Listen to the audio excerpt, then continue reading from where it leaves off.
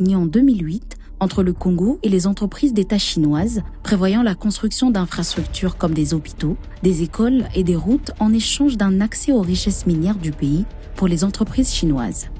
Cependant, trop peu de ces infrastructures promises ont été construites. Des millions de dollars ont été détournés et une poignée d'individus s'y sont enrichis. Tout cela au détriment du peuple congolais.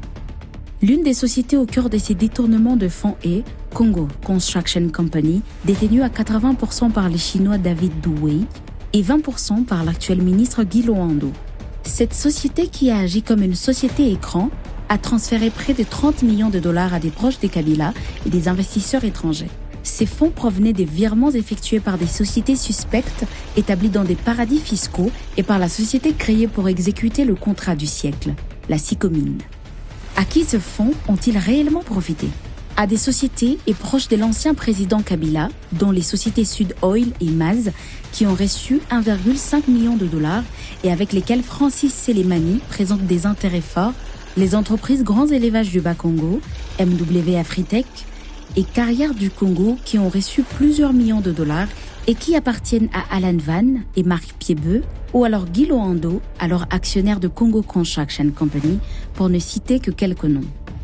Congo Construction Company a également perçu une part des revenus générés par des péages de la route reliant Lubumbashi à la frontière zambienne. Une partie de ces revenus devait revenir à l'État et ont été détournés. Entre 2013 à 2016, la société de gestion routière Sopeco SGR, dont Zoé Kabila était actionnaire, lui a versé 7,8 millions de dollars. La quasi-totalité a été retirée en liquide. L'IGF accuse la société gestion routière d'avoir détourné 121 millions de dollars sur les profits effectués.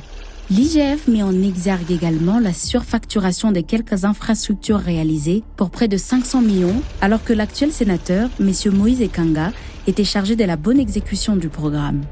À ce jour, aucune poursuite judiciaire n'a été faite. Les auteurs de ces détournements de fonds doivent répondre de leurs actes. Exigeons que les politiciens rendent au peuple congolais ce qu'ils ont volé. Il n'y a pas de temps à perdre. Le Congo n'est pas à vendre.